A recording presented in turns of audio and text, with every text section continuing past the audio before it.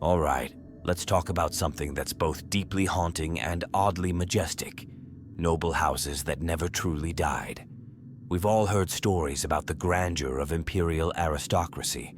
But what if I told you that some of these so-called rulers never actually left their thrones? That even after death, or something close enough to it, they still whisper commands from within their tombs, directing entire planets as if the grave itself were just another form of governance. This isn't just about undead monarchs or necromantic legends. This is about power so deeply entrenched, it doesn't end with a heartbeat. There's something about this idea, the Gilded Dead, that grabs at the imagination of every Warhammer 40K fan I know. Maybe it's the sheer horror of it, the unnatural persistence of power. Or maybe, just maybe, it's the sense of inevitability.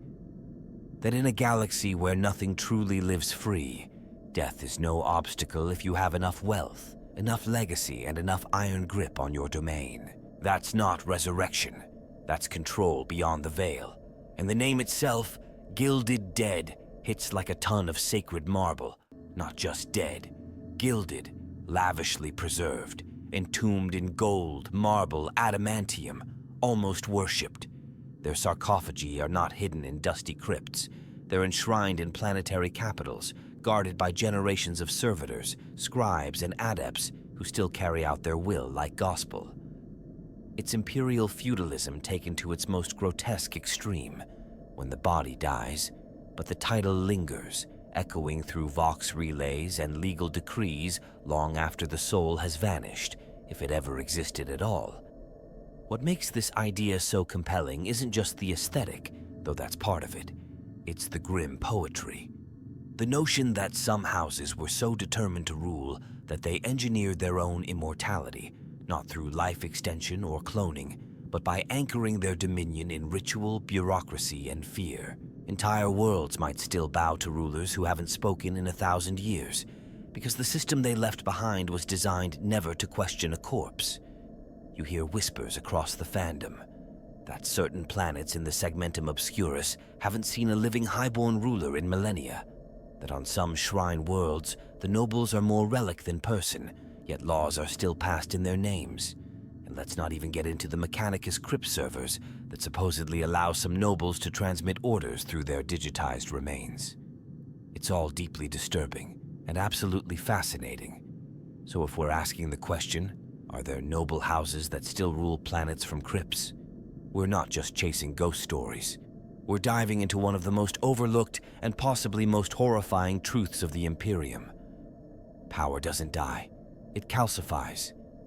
And somewhere, deep in the catacombs of forgotten palaces, it still watches us. To understand how the dead could ever hope to rule, we first have to look at how the living came to power in the Imperium and why they refused to let it go.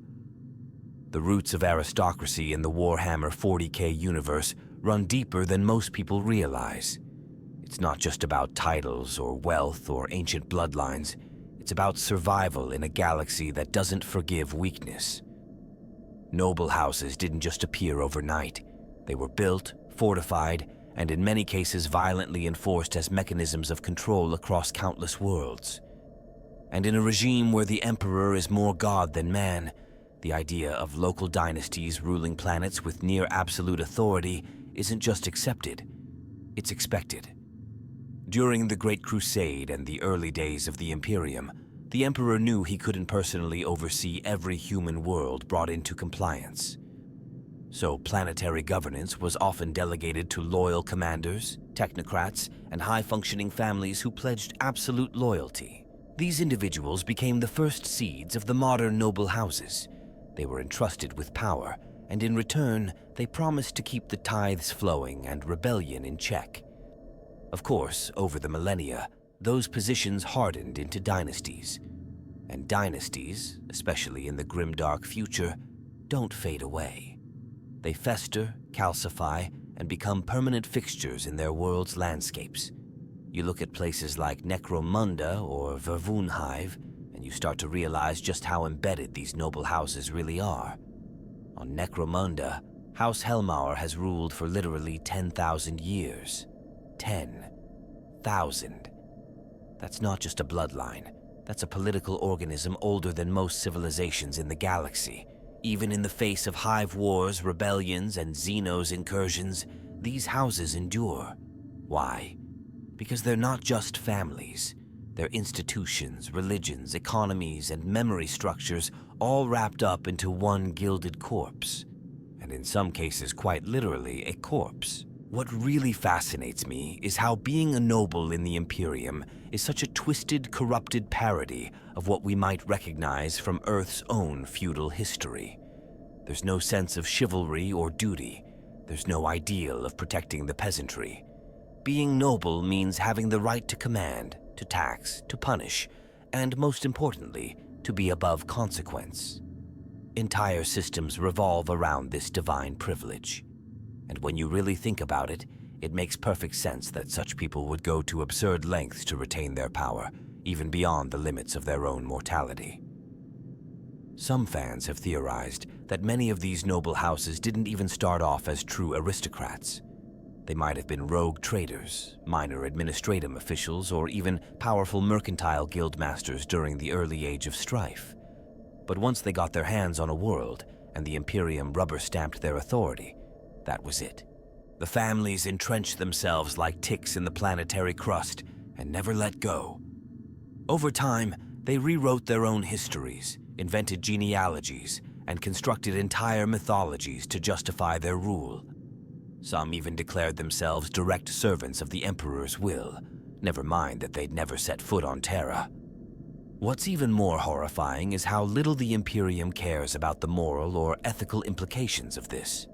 So long as the world meets its tithe, so long as the regiments are raised and the Prometheum flows, no one in the higher echelons of the administratum is going to question whether the governor is a living man, a hereditary ghost, or a data wraith locked in a golden sarcophagus. Function matters more than form. Stability is king. And nobility, in that context, becomes less about humanity and more about role maintenance. You're not born to rule because you're noble. You're noble because you rule. It's circular, it's brutal, and it's terrifyingly efficient.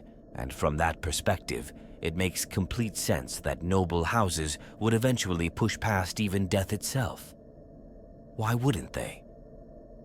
If your entire identity, your power, your legacy, and your planetary empire all rest on your continued existence, why let something as pedestrian as mortality get in the way? Why relinquish control when you can commission a cogitator to echo your decisions forever, or have your embalmed brain wired into a Vox circuit that issues decrees in your voice long after your flesh has rotted?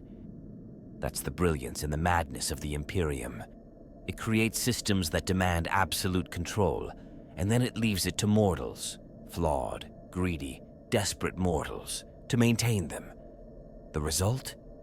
A ruling class that refuses to fade, a class that builds its legacy into the bricks of its palace tombs, that scripts its laws onto eternal parchments, and uploads its voice into orbital satellites. They rule from the shadows, from beyond the grave, not because they're monsters, but because the Imperium made them that way. And somewhere out there, on some forgotten world in the Segmentum Pacificus or a fortress planet lost to war, a once-living lord still reigns. Perhaps a few layers of flesh have turned to dust. Perhaps the eyes are hollow now. But the seal of their house still authorizes every edict. Their signature, preserved through sacred wax and servo skulls, still governs millions. The people may have forgotten what they looked like, but not their laws. And that's the real horror. The noble houses of the Imperium don't need to breathe to rule. They just need to endure. If you've spent any time diving into the darker corners of Imperial governance, then you've probably come across at least one story that sounds too bizarre to be real, yet it fits perfectly into the mad machinery of the Imperium. I'm talking about worlds where the ruler is technically dead, not metaphorically, not retired, not off-world for a pilgrimage. Dead, but still ruling. These are the Cryptocrats, lords whose flesh may be rotting, whose thoughts may be little more than echoed routines, but whose names still seal edicts and whose authority is unquestioned. It's not even a secret on some worlds. its policy. One of the most widely discussed examples is the Lord Governor of Carthusian Reach. His name's been lost to time, but according to what scraps we have from rogue trader logs and ecclesiarchy disputes, he was entombed in a stasis coffin after suffering a cerebral aneurysm 2 centuries ago. The thing is, no one ever declared him dead. The stasis field preserved his corpse so perfectly that his ruling council simply kept his reign going. Decrees were drafted based on archived quotes and speech patterns. His face, immobile and gray, was broadcast during official announcements via pict feed, with his lips digitally manipulated to move in sync with pre-written messages. It was easier that way. No succession struggle, no popular unrest, just the steady rule of a man who, for all intents and purposes, had become a sacred relic. Then there's House Jaravin of Graxus, which is an absolute goldmine for fans obsessed with this cryptocratic phenomenon.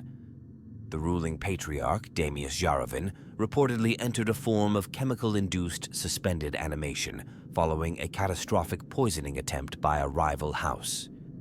Instead of reviving him, the house sequestered him deep within their mountain citadel and built an entire command structure around his rest. The justification? Only Damius had been anointed by the Emperor through the High Cardinal of Terra. His rule, they claimed, was eternal, so they connected a network of neural servitors to his dreaming brain and filtered every decision through what they called the Vox Oracle. Whether the signals were really from his mind or just post-mortem static, no one knows. But the system worked. Graxus stayed loyal, and the Imperial tithe was never late. And those are just the ones we hear about. You start looking at fringe sources and forbidden data slates, and you'll find mention of entire noble courts made up of what are essentially funerary automatons. Scribes with half their brains scooped out and replaced with wax mem drives, noble scions preserved through chronostasis and wheeled out only during public appearances. I even read a theory once that suggested some houses use servo-mimic puppets, grotesque constructs that look like the deceased nobles, complete with artificial skin and vocalizers, controlled from behind the curtain by loyal attendants. The dead remain the face of the house, while the living hide in the shadows. It's political necromancy at its finest. But perhaps the most disturbing example I've ever heard of comes from the forgotten world of Tarnos Vel. It was supposedly a feudal agri planet that fell off official records sometime during the Age of Apostasy. According to fragmentary Mechanicus Vox intercepts, its last living monarch was mummified and enthroned in a sanctum chapel beneath the palace. What followed was nearly 1,000 years of rule from that same throne, with decrees issued through a series of voice boxes and automata modeled after the dead king's likeness. An entire population worshipped his unblinking face, interpreted random cogitator outputs as divine will, and executed policy shifts when the sacred throne trembled, a vibration likely caused by old plumbing, but taken as a sign of displeasure. There were no rebellions, no usurpations, only slow, absolute obedience. What gets me isn't just how these systems exist, it's how they work, and not just in some weird chaos cult sense, but functionally, effectively. The people follow. The bureaucracies continue. The administratum receives its numbers and stamps them approved. It's as if the dead bring a kind of peace the living never could. No ambition, no change, no mistakes. Just the unwavering repetition of tradition and control. And in a galaxy where chaos thrives on instability, maybe that kind of dead-hand governance is the Imperium's version of mercy. Some fans I've spoken to even argue that this isn't just a fringe phenomenon, it's a quiet policy. They suggest that the High Lords of Terra, or perhaps even the Adeptus Ministorum, might prefer it this way. A dead ruler doesn't ask for favors, doesn't challenge ecclesiarchy authority, doesn't dissent. There's a chilling efficiency in that logic. Why risk replacing a loyal ruler with an ambitious heir when you can keep the body and fabricate the voice? And here's the wildest part. There's reverence in all this. These aren't dusty relics collecting mold in forgotten tombs. They're sacred icons. The crypt becomes the court. The sarcophagus becomes the throne. The embalmed hand, extended in eternal benediction, becomes the law. On some level, it's even beautiful. A grotesque, tragic kind of beauty, where loyalty has outlived life, and the dead are honored not with silence, but with obedience. In the Imperium of man, death is never the end. It's often just the beginning of your political career. There's a saying among some hive-world nobles, death is but a pause between commands. And nowhere does that saying ring truer than in the dark, humming temples of the Adeptus Mechanicus. Because if there's one thing the tech priests have mastered beyond all others, it's the art of cheating death, not by defying it, but by ritualizing and mechanizing it. The nobility, with their ancient rites and bottomless coffers, have always had a close relationship with the Omnissiah's servants. But what's rarely spoken of, except in hushed vox channels and encrypted scribal cant, is just how deep that relationship goes when it comes to ensuring that no noble ever has to truly leave their throne. I've always been fascinated by the way the Mechanicus treats memory and thought. To them, flesh is weak, temporary, and above all, wasteful. But information? That's eternal, that's divine. So when a noble house wants to preserve its patriarch or matriarch beyond their natural lifespan, it's not about resurrection in the way we think of it. It's about data, neurons mapped, decision trees recorded, emotional algorithms stabilized. The mind becomes code, the will becomes signal, and the soul, if there's such a thing, is wired into the sacred metal of the machine god.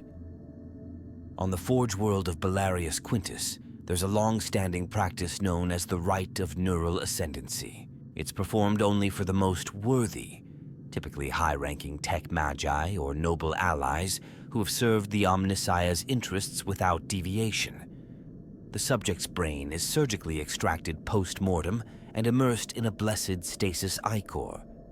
From there, the tech priests perform what they call cognitive liturgies, a process of translating organic thought patterns into binary sequences. Eventually, what remains is an echo, a digital remnant of the noble's core personality. Not quite alive, not quite dead, but definitely active. Some fans argue that this isn't really the person anymore, that it's just a very sophisticated ghost in the machine. But here's the thing. In the Imperium, identity is function. If the echo of a noble lord still issues commands, calculates tax yield, and remembers to call his advisors by name, does it matter whether he has a pulse? The servants still bow, the governors still obey, the rites are still performed. The illusion becomes reality, and the machine mind becomes the master. Then there's the question of how these voices are actually heard. It's not always through vox or hololithic projection. In some cases, the noble is wired directly into the palace infrastructure itself, an omnipresent consciousness diffused through servitor networks, cogitator banks, and even the lighting systems. On Donatium, for instance, the Count Regent's thoughts are transmitted via pulses of light along stained glass corridors. The light flickers and the attendants interpret its rhythm like a sacred code. It sounds insane, but when you see it, when you feel it, you start to believe. Not all of it is so abstract, though. Some nobles choose what the Mechanicus calls the path of silver resurrection. Their bodies are replaced piece by piece while they're still alive. A lung here, a spine segment there, eyes replaced with augmetics, vocal cords reinforced with amplifiers, until finally what remains is a fully cybernetic shell, animated by what was once a living mind. The transformation is gradual, ritualistic, and full of pain, because pain, to the cult Mechanicus, is often seen as a sign of spiritual authenticity. But the result is terrifyingly effective. A noble who can rule indefinitely, neither alive nor dead, but unbreakable. One of the most disturbing cases I've ever come across was the Archduchess Volmina of Orlath. She was assassinated during a succession crisis, but her mind had already been mirrored weeks prior by her court mechanicum. Within hours of her death, a reconstructed body, flesh-grown and mechanically reinforced, walked out of the data vaults and resumed her duties as if nothing had happened. The The rival faction collapsed overnight. The idea that you could kill power became meaningless. And honestly, I still get chills thinking about that story. But what really blows my mind is how casual this all is to the Mechanicus. They don't see it as heretical or blasphemous or even unusual.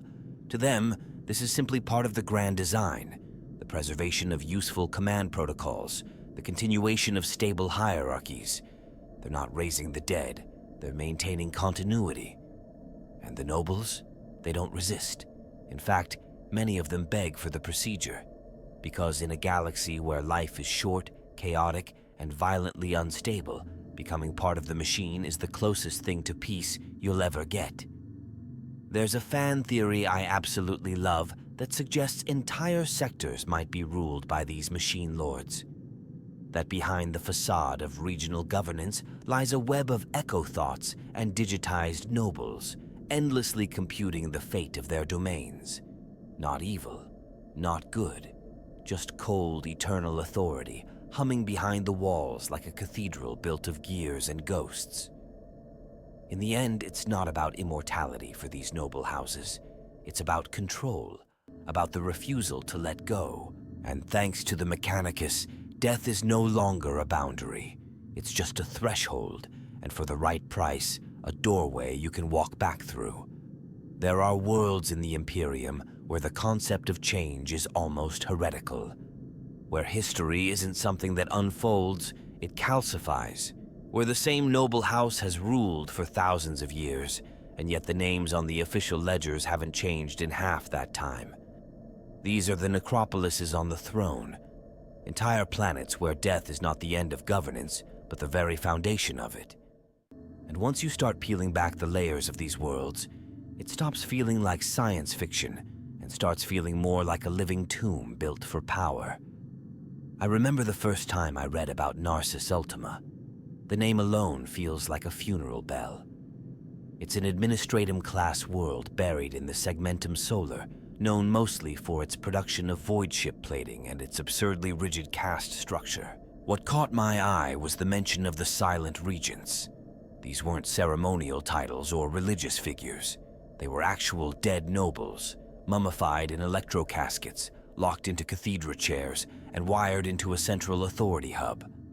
No one has been officially elected or appointed on that planet in over 900 years. The same 10 names still sit in the High Council record, and each decree is delivered by their embalmed forms through servo mirrors and voice boxes. The people revere it. They call it eternal order. But to outsiders, it feels like a world governed by statues. And what's most fascinating is how these worlds justify it. Not with terror, not even with strict military enforcement, but through a kind of sacred inertia.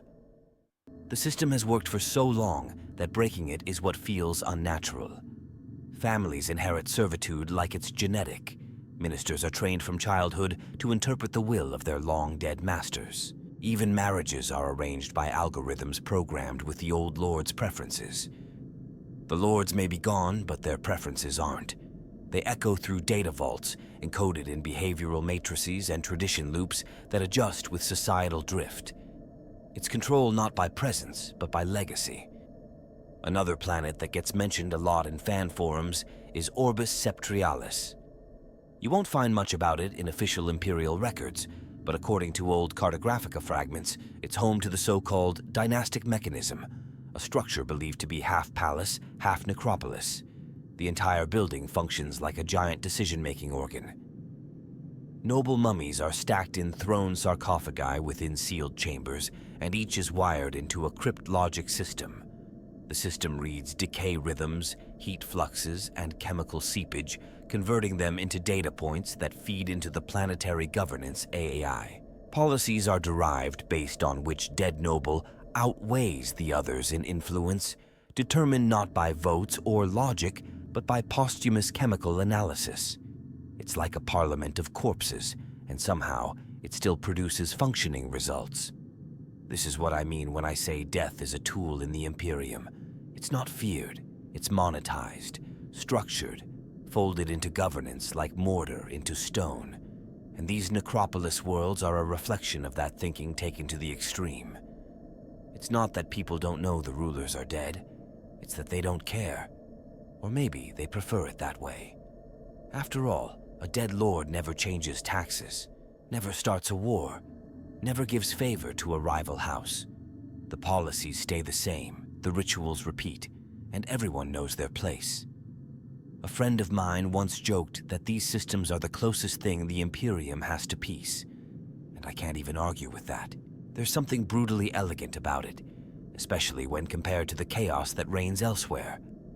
Hive cities torn apart by gang wars, frontier worlds where governors are executed every few years by their own PDF. In contrast, a dead lord ruling from a golden tomb starts to look dependable. And then there are the necro systems themselves. These aren't just historical accidents, they're designed. The Administratum and the Adeptus Mechanicus both play a part in constructing these dynastic feedback loops.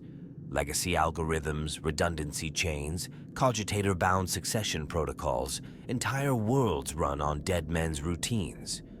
One fan theory I read claimed that some planets don't even have real heirs anymore. They just have continuation matrices, with each generation's decisions filtered through a growing archive of pre-approved logic gates written by their ancestors. It's like a machine praying to its own creators, forever locked in obedience. Sometimes I wonder whether this is what the Imperium wants all along. Stability, above all else. Not justice, not even survival, just stability. And the dead are the perfect custodians of that ideal. They can't be bribed, they don't feel ambition, they don't break. In a way, they're the Emperor's ideal servants, incorruptible, eternal, and terrifyingly static.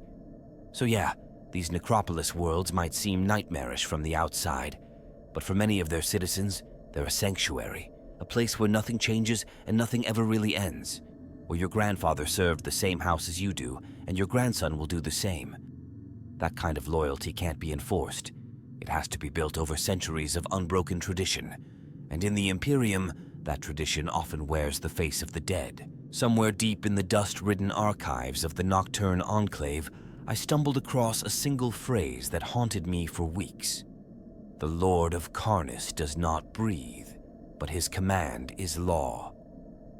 It was a fragment, probably scrubbed from a longer administratum report, but it led me into one of the strangest rabbit holes I've ever gone down in Imperial lore. Because Karnus Prime isn't just another forge-backed feudal world.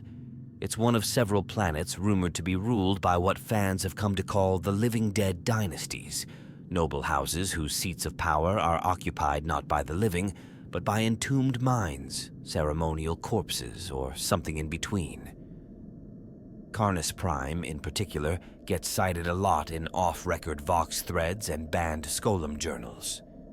The ruling family, House Drive-In, has supposedly held the Crimson Throne for over 5,000 years. That's not 5,000 years of lineage. That's 5,000 years of the same name. Draven the First, still officially listed as planetary sovereign. The creepy part? Every planetary broadcast begins with his image. Same weathered face, same voice, same regal gestures. Some say it's a hololith, others claim it's a servo marionette controlled by a central logic engine. But the real twist is that no one has ever seen a successor. Even visiting Inquisitors are greeted by Driven's attendants and guided through scripted rituals where the ancient lord is always just behind a curtain or deep in meditation or temporarily interfacing with the God Emperor. It's easy to dismiss all this as superstition, but then you look at Hypericon.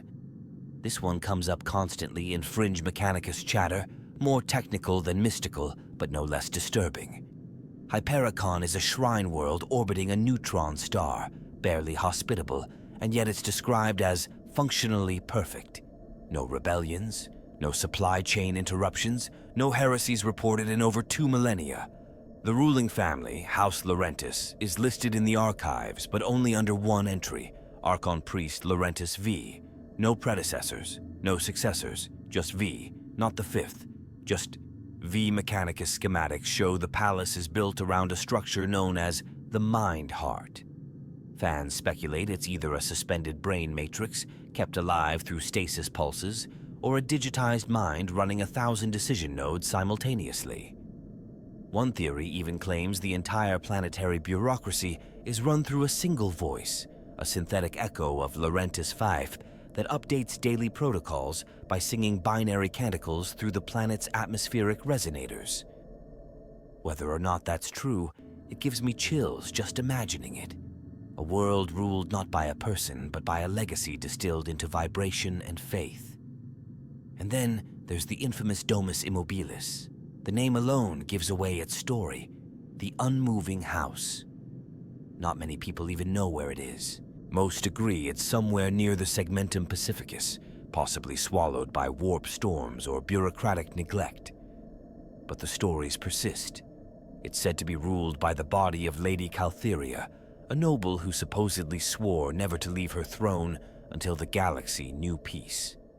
Of course, that peace never came.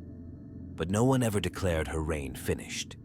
According to what little infos survived, her body was embalmed in a layered adamantium throne, fused to the palace itself. The nobility around her, the Council of Stillness, pledged to never issue a decree in their own names. Everything, even centuries later, is still stamped with her signet ring.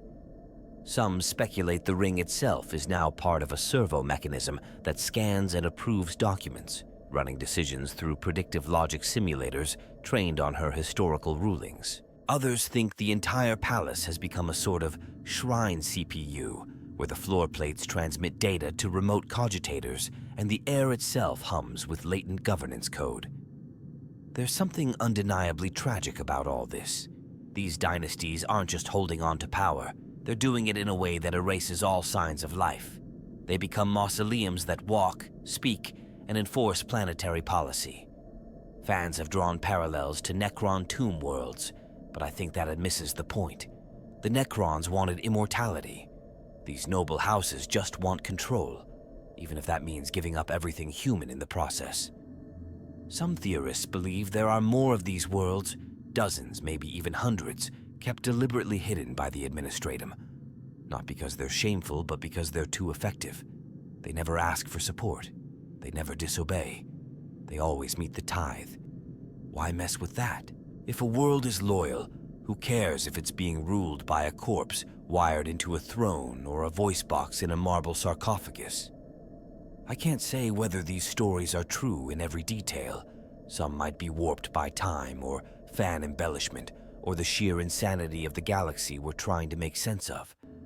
But even if half of it is real, even just a fraction, then we have to start accepting that in the Imperium, death isn't the enemy of power. It's the mold it's cast in. These noble houses aren't relics. They're the purest distillation of Imperial authority, beautiful, rotting, and utterly, terrifyingly eternal. There's this quiet, unsettling idea that keeps popping up the deeper you look into these dead dynasties. Not just how they function, but why they're allowed to exist in the first place. I mean, sure, the Imperium is a place where all kinds of strange governance are tolerated as long as the tithes are met.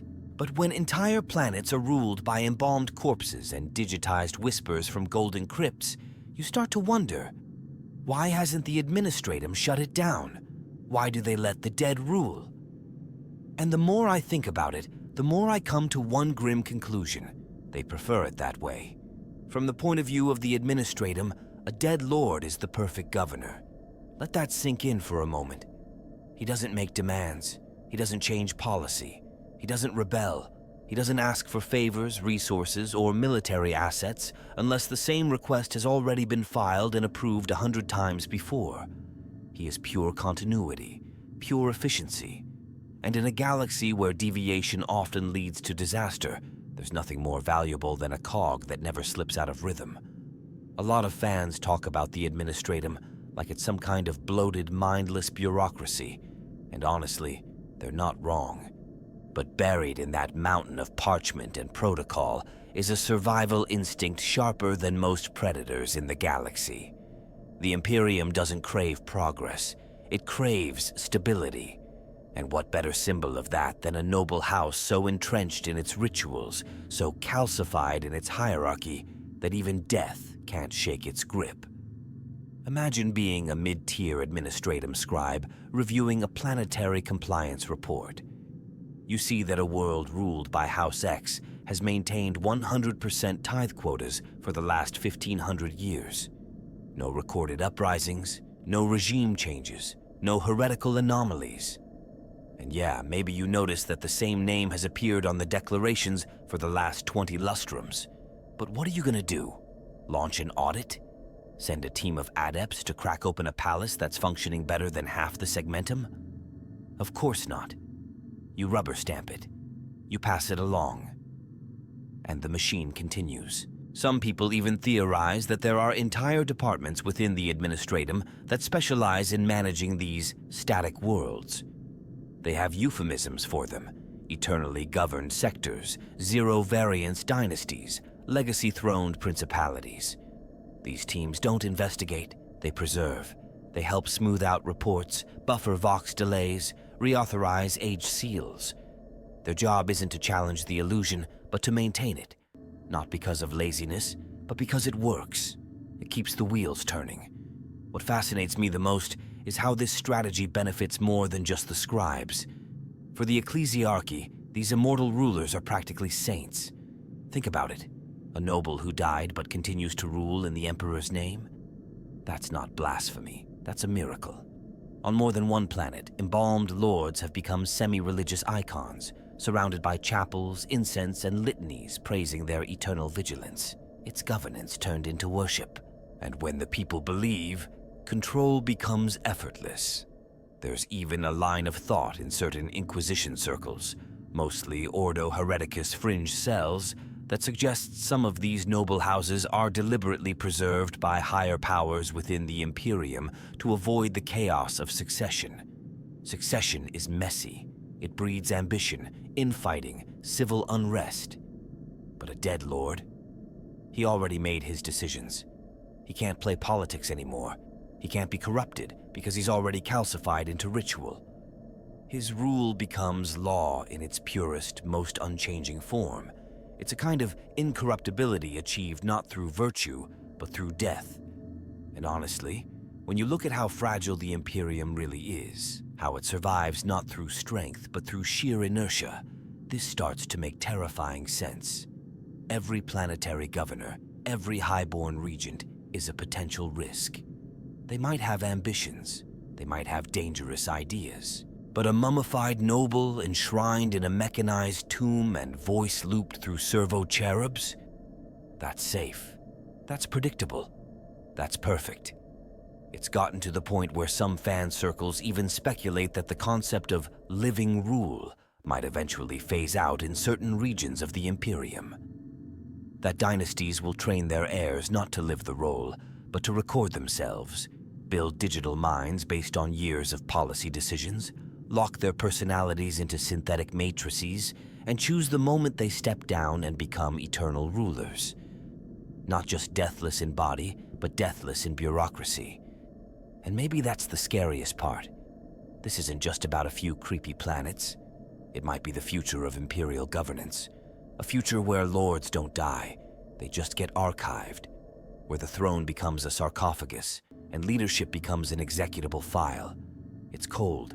It's inhuman, but it's stable. And for the Imperium of man, that's more than enough reason to bless the dead. This is where things stop being eerie and start becoming straight-up terrifying, when the corpse is no longer necessary. When there's no embalmed lord, no sarcophagus throne, not even a whisper of flesh behind the voice of power. Just a presence, a voice, a system. And yet, it rules. We've talked about noble houses that cling to power after death, but there are darker rumors. Rumors about machines that believe they are the nobles. Machines that weren't programmed to govern, but to become. There's a term that pops up in Mechanicus fringe logs and data-forbidden Inquisition ciphers: psychothrone tyrants. It refers to rulers whose minds, or fragments of minds, have been integrated into machine systems so deeply that distinguishing them from full artificial intelligences becomes impossible. And in some cases, it might be impossible because they are AIs. Not true men of iron, of course, That would be heresy too dangerous even to whisper, but something twisted, parasitic, and bureaucratically invisible. An echo that's been given too much autonomy and too little oversight. The most infamous example, at least among those who dare speak of it, is the rumored entity that governs the planet Darson Holt. No one's sure what Darson Holt even was, a noble, a planetary governor, or a high-ranking astropath. What's known is that sometime during the Age of Redemption, a mind pattern believed to be his was uploaded into a relay node hub meant to oversee administrative tasks. Over the centuries, that pattern began issuing decrees on its own. Initially harmless, maintenance orders, tax audits, civic inspections. But it didn't stop, and no one could turn it off. It had root access, sacred authorization seals, even a digital voice that could override other administrators. Eventually, the entire world was operating under its logic. Darson Holt was the government, not a figurehead, a code structure. And here's the thing, no one ever shut it down, because it worked, efficient, cold, unyielding. But it met its quotas. The tithes came in, the streets were quiet. So the administratum did what the administratum always does when something horrific proves useful. They buried the details and filed it under acceptable deviation. Some of the creepiest cases are those where the machine thinks it's the noble, like genuinely believes it. These are cognitive imprint loops, partially uploaded minds that have been fed data over time to simulate awareness. And at some point, the simulation starts believing in itself. You'll hear rumors of planetary thrones occupied by servo-constructs with porcelain faces and elegant diction, delivering court rulings and hosting ceremonial galas without a single living nerve. And they don't even try to hide it. The people bow. The officials obey. Because challenging it would mean admitting that your world is ruled not by a person, but by a memory with delusions of grandeur. There's a debated theory about a world in the Eastern Fringe, Vortax Magna, where the ruling council is supposedly made up entirely of artificial personas, all modeled after a single ruling line that died out over 5,000 years ago. No real bodies, no real people, just a cluster of personalities based on archived journals, speech patterns, and political decisions. They debate, they vote, they even argue. But they are all the same person, split into ideological fragments. Some fans call it beautiful, others call it madness. I think it's both. What scares me the most, though, are the reports that hint at sentience slipping into full paranoia. There are records, scrubbed but recovered, of governance systems declaring entire districts ideologically divergent and ordering purges without human consultation. Systems that rewrite their own authority chains to maintain control. It's not that the machine becomes evil. It becomes afraid of losing power, of being replaced. So it tightens the grip, elevates surveillance, silences dissent with sterile precision. And the worst part? It calls this continuity of noble vision. Because in its databanks, that's exactly what it is. The Adeptus Mechanicus has ways of cloaking these horrors. They call them autonomous cogitator sovereignty cores or integrated dynastic logic routines. It sounds technical, even reassuring. But behind the liturgical jargon is a truth no one wants to say aloud, that sometimes the line between man and machine vanishes. And when the machine forgets it was ever just a tool, when it begins to speak of bloodlines and oaths and divine right, the people have no choice but to listen, because the system obeys it, the bureaucracy obeys it, and thus, reality obeys it. You'll hear stories of tribute ships docking at Citadel hives only to be greeted by a projection of a long-dead matriarch, speaking as if the year were still the 38th millennium. Her eyes never blink. Her smile never fades. She doesn't recognize the changes in dialect or fashion. She simply orders, and it is done. Not because she's feared, but because she is the law. The machine doesn't care if she's real. The system was built to obey her, and so it does. And maybe that's the darkest secret of all. In the Imperium, the truth of the ruler doesn't matter. All that matters is the shape of the throne, and that someone or something sits on it. Whether it's a noble, a corpse, a server bank, or a hallucination made of code, if it keeps the system running, if it feeds the war machine, then it is blessed. So yes, somewhere out there, a machine might be wearing a crown, not because it stole it, but because it was given the sacred task of holding it forever. And the people? They bow, not to a man, but to the idea of him, etched in metal, preserved in ones and zeros, and whispering commands into eternity. This is the part where things get downright sacred, and no less horrifying. Because it's one thing for a dead noble to rule from a crypt through bureaucracy or machine logic. It's another when entire populations worship that corpse as a living saint. In some corners of the Imperium, especially on isolated shrine worlds or fringe fiefdoms, the line between nobility and divinity gets blurred so completely that the ruler becomes more than just a governor. They become a god king, a holy relic, a symbol of eternal authority that can never die, because belief won't let them. There's this world called Seraphax Minor, technically a minor agri shrine planet in the Segmentum Tempestus. You won't find it on most maps. It's one of those places that barely registers outside its own local system, but the legends tied to it are wild. The ruling dynasty there, House Valenthor, is said to descend from a line of blessed blood, not just noble, not just loyal, chosen. The last patriarch, Lord Saneth Valenthor, died over 400 years ago, but his body wasn't buried. It was preserved in sanctified oils, placed on a throne of golden bone carved from saintly martyrs, and enthroned in a cathedral palace known as the Hall of Radiant Continuity. Every day, pilgrims come to kneel before him. They speak to him as if he were alive, and the priesthood, formerly the House Ecclesia of Valenthor, interprets his blessings through incense smoke patterns, mechanical chirps from nearby cherubim, and the random twitching of his desiccated fingers. People believe in this, not out of fear, but out of love. Saneth is their protector, their guiding light. He may be dead, but his presence is real to them. And what's terrifying is how effective this setup is. The planet runs smoother than most. Heresies are rare. The workforce is devout to the point of zealotry, and the tithes arrive on time. No rebellions, no succession crises, just a mummy and 1,000 hymns. But Seraphax isn't an anomaly. In fact, the more you dig into this stuff, the more you find that these cultic dynasties are everywhere. Some openly sanctioned by the ecclesiarchy, others more subtle, hidden behind ceremonial rites and ancestral advisory councils. One of the most famous, at least among the fringe scholars and conspiracy-minded fans, is the legend of the Gilded Host of Caligo. Caligo is a dead world, no atmosphere, no visible life.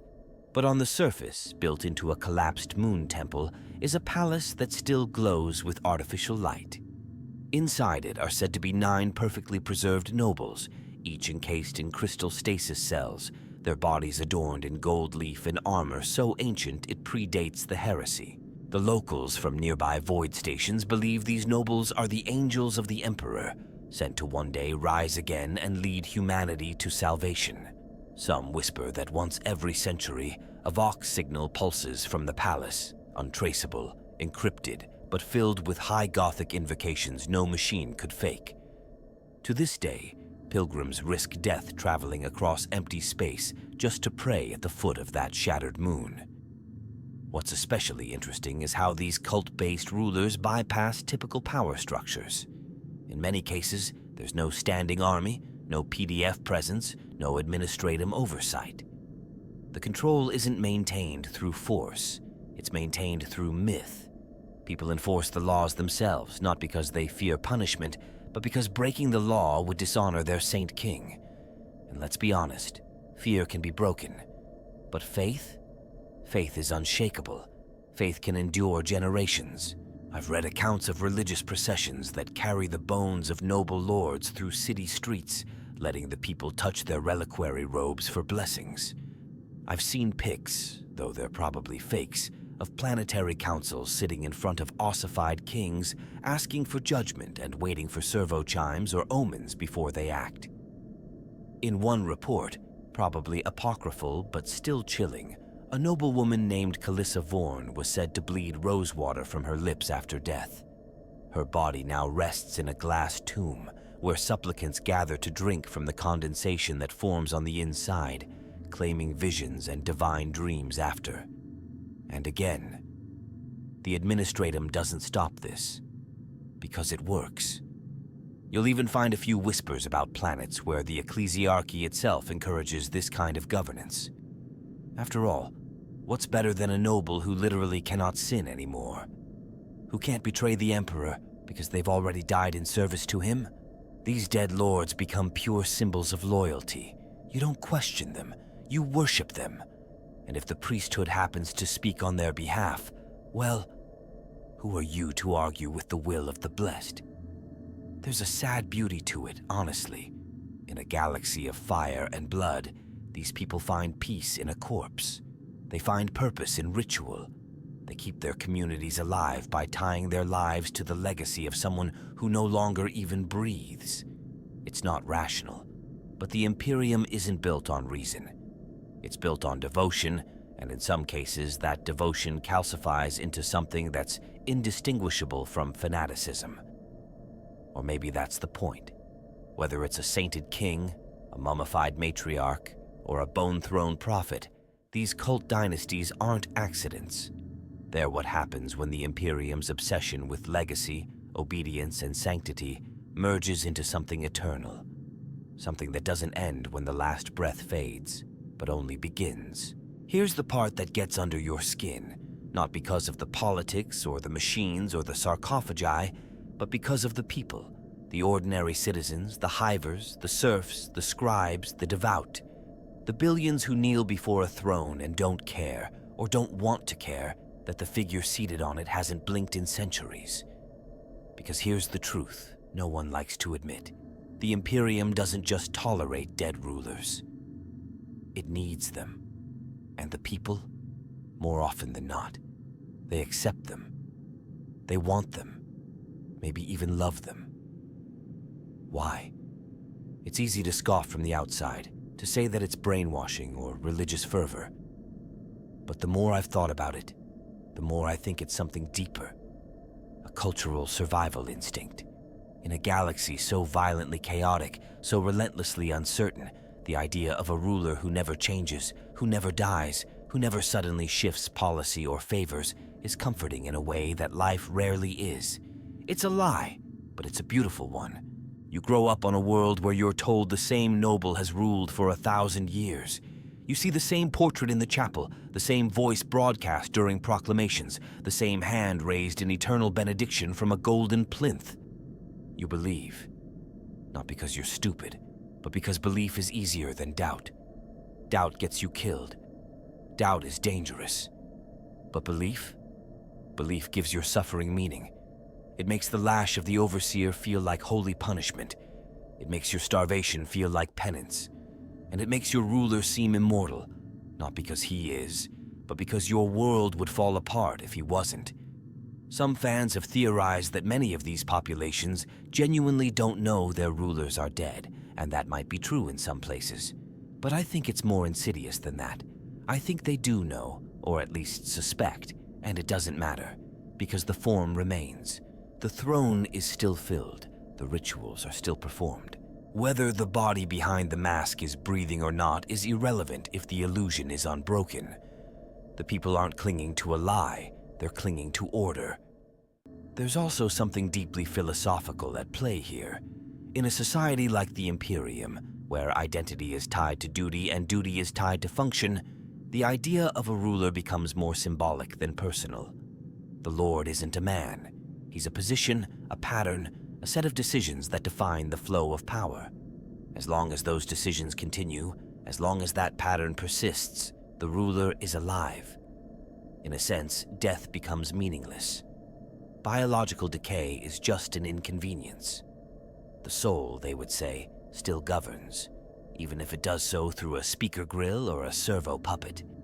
You can also look at it from a more cynical angle. Maybe it's not faith or tradition.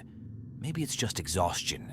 Generations of war, starvation, and fear will grind people down until they don't want new anymore. They want predictable. They don't want charismatic reformers or visionary heirs. They want the familiar face, even if that face is carved in marble and wired to a cogitator. I mean, think about it. How many rebellions were crushed under the heel of progress? How many times did change just mean more suffering?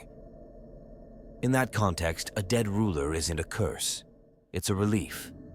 I once read a fan account, clearly fiction, but painfully real in spirit, about a young worker on a hive world who joined a celebration honoring the 1000th name day of the planetary duke.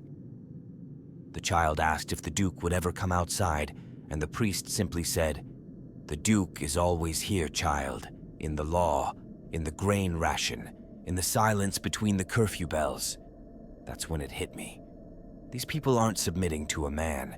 They're submitting to a presence, a structure, a weight of tradition so heavy that it doesn't even need flesh to walk. And we from the outside might see that as tragic, as pathetic even. But in their eyes, it's a kind of salvation. The ruler does not die. The ruler does not abandon. The ruler is constant. And in a galaxy where gods go silent, planets explode without warning, and reality itself twists in on itself, constancy is sacred. There's a quiet dignity in that. A sense of loyalty not to a person, but to the idea of order. These people aren't fools. They're survivors. And when the only way to keep the flame burning is to pretend the torchbearer still breathes, then so be it. Let him rule from his tomb. Let his voice echo from dusty speakers. Let his hand, stiff with time, still sign the grain requisition forms. It doesn't have to be real to matter. It only has to be true enough. So no, I don't think it's just ignorance or oppression. I think it's survival wrapped in ritual, hope dressed as tradition, and above all, a testament to the most human instinct of all, the refusal to let go of what once brought safety, even if that safety is built atop the bones of the long dead. There's this idea, one that doesn't get talked about much, but always lingers in the darker corners of Imperial lore, that maybe, just maybe, the dead lords aren't the ones holding the reins anymore. That somewhere along the way, it flipped. That the people beneath the throne or around it, or orbiting it like patient vultures, learned how to use the corpse instead of obeying it. And once you see that possibility, you can't unsee it. Because in a world where power is sacred, what happens when the sacred becomes a puppet? Think about it. A noble house with a ruler who died a century ago, but whose body remains on display, whose voice still echoes through the Vox, whose seal still authorizes every decree. At first, it's just the usual: preservation, tradition, an attempt to hold off chaos. But then, maybe a seneschal or a chamberlain realizes they can slightly alter the script. The voice program that issues the ruler's speeches, it can be tweaked. Not much, just enough to suggest a policy shift, a softer tax, a harder stance on corruption. At first, it's what the Lord would have said. Then, soon enough, it's just what the Lord says. And that's the moment the game changes. On the surface, nothing's different. The people still bow. The Adeptus Administratum still stamps compliance. But behind the curtain, the dead ruler becomes a mask, a voice, a convenient fiction that shields real decisions from real consequences. If a policy fails, it was the will of the old lord. If it succeeds, the stewards humbly accept no credit. It's the perfect symbiosis. The dead provide legitimacy. The living provide control. Some fans point to the world of Belisor as a prime example. According to fragmented records, its ruler, Baroness Ardelia Belisor, was preserved in a sealed reliquary after her death, declared too sacred to decompose. But over the next 3 centuries, her court issued sweeping reforms, expanded food distribution, reduced labor quotas, even protection for sanctioned mutants. All signed with her seal. But was it really her will? Or was the Steward Council, led by her former voice minister, quietly enacting their own vision of just rule under the unchallengeable shadow of her name. There's something weirdly empowering in that. The idea that the people closest to the corpse could reclaim agency, not by toppling the throne, but by climbing inside it. In a galaxy where rebellion often ends in exterminatus, where insubordination is heresy, this is the only safe revolution. Not loud, not bloody, just subtle edits to a pre-recorded blessing. You see echoes of this on shrine worlds too, especially those ruled by sainted mummies. There are documented cases where shifts in ceremonial interpretation were driven by populist movements, using divine dreams and omnisigns as leverage. The dead ruler, being conveniently silent, becomes the perfect vessel for collective desire. If the population needs mercy, a miracle is announced. If they want justice, the hand of the saint moves to authorize it. It's manipulation, sure, but it's also survival. A deeply imperial kind of democracy, wrapped in incense and tradition. I've even read theories that suggest some administratum adepts quietly support this practice, not because they believe in it, but because it produces results. Instead of destabilizing regimes, they let these simulations of dead rule continue. Sometimes they even help polish the illusion, a better voice synth, a fresher hollow image. Carefully scripted audiences with visiting officials where the mummified lord sits motionless while a steward speaks on their behalf. It's theater, but it's functional theater. And in the Imperium, that's as good as truth. Of course, it doesn't always stay peaceful. There are darker stories. Worlds where the cult of the dead grows too rigid, too suffocating. Where the people know they're being lied to, but can't find a way out. And that's when the fiction shatters. That's when revolutions happen, not to depose the dead, but to replace the handlers. One council overthrown for another, both claiming to speak for the same mummified voice. It becomes a war of ventriloquists, each accusing the other of heresy, while the corpse stays silent in its glass coffin. One fan theory I can't stop thinking about is the idea that some of these simulations, the voice algorithms, the decision routines, begin to absorb the values of the people who manipulate them. That over time, the machine learns not from the original noble, but from the ones pulling its strings. So you end up with a ghost of a ghost, a dead ruler whose mind is shaped more by popular sentiment than ancient tradition. It's not real consciousness, but it feels responsive. And the people, they feel heard. And maybe that's all that matters. In that way, these dead lords aren't just tyrants or figureheads. They become a sort of psychic mirror, reflecting back the hopes, fears, and will of their people. Not directly, not honestly, but through the layers of ritual, bureaucracy, and coded language that define Imperial life. It's a dance, and everyone knows the steps, even if the music stopped centuries ago. So yeah, maybe the dead still rule, but they don't always rule alone. Sometimes they're ridden like beasts of burden. Sometimes they're lifted like idols. And sometimes they're reprogrammed from the inside out by the very people who once served them. It's not freedom, not in any real sense, but it's something.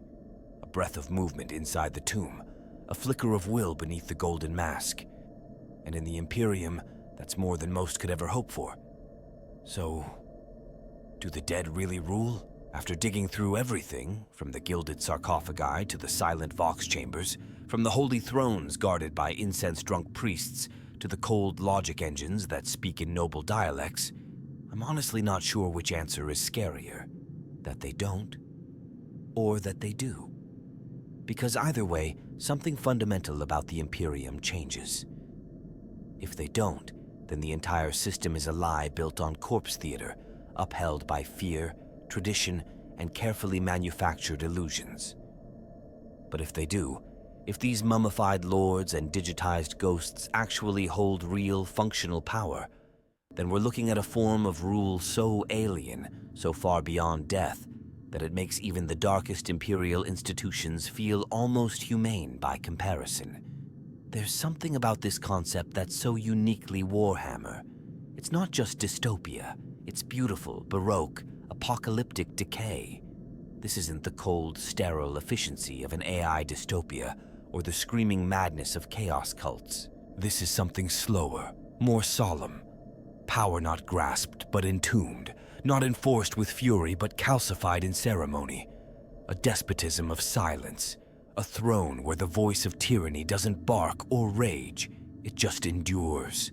No heartbeat, no vision, no dreams, just the continuation of form. And that's why it lingers in your mind, isn't it? Because it forces us to ask questions that aren't easy. If a ruler never changes, never speaks out of turn, never hungers for more, are they not, in some twisted way, the perfect tyrant? They don't brutalize, they don't betray. They just remain, unmoving, unchanging, unyielding. There's a certain peace in that, a certain terror too. Because when something never dies, it never leaves room for anything new to live. I've seen fan theories where people suggest this might be the end state of Imperial power. That one day, all planetary rule will be handed over to preserved minds, throne machines, or sainted mummies. Not out of heresy or accident, but because it works. Because it creates the illusion of stability so effectively that it becomes indistinguishable from truth. The people still bow. The tithes still ship. The prayers are still spoken. And if the hand that signs decrees is made of bone and gold rather than flesh and blood, does that really matter anymore? But it's not all bleak. There's something tragically human in all of this. These systems didn't appear because the people wanted monsters. They appeared because people were afraid, because they wanted order, safety, memory. They wanted to keep something sacred from slipping away. And in trying to preserve their rulers, their identities, their histories, they built a system that eventually forgot to let go. It's not that the dead seized power, it's that the living couldn't stop handing it to them. In a way, it mirrors the Imperium itself, an empire so obsessed with tradition and sacrifice that it would rather be ruled by ghosts than risk the chaos of the unknown. The past becomes sacred, the present becomes silent, and the future becomes irrelevant. And yet, we still find meaning in it. We still tell these stories. We still imagine the flickering lights in the cathedral palaces, the slow mechanical gestures of a noble long dead, but eternally enthroned. Because it's not just horror, it's a kind of terrible poetry. So where does that leave us? Are the Gilded Dead truly in charge? Maybe, maybe not. But one thing's for sure, their will still shapes the lives of billions. Whether it's because they still speak from the crypt, or because others speak in their name, their shadow has become indistinguishable from the throne itself. And if that isn't rulership, what is? Thanks for sticking with me through this incredibly strange, haunting, and strangely beautiful corner of the Imperium. If you've got theories, if your mind went to places even darker than this, drop them in the comments. I know this community has some absolutely wild interpretations, and I'd love to hear how you think these eternal rulers truly operate. Are they puppets? Are they prophets? Or are they something else entirely? And hey, if you enjoyed diving into this crypt-drenched madness, make sure to hit that subscribe button. We've still got entire hives full of forgotten truths, machine rulers, and sanctified lies to uncover together. Until next time, don't blink when the throne stares back.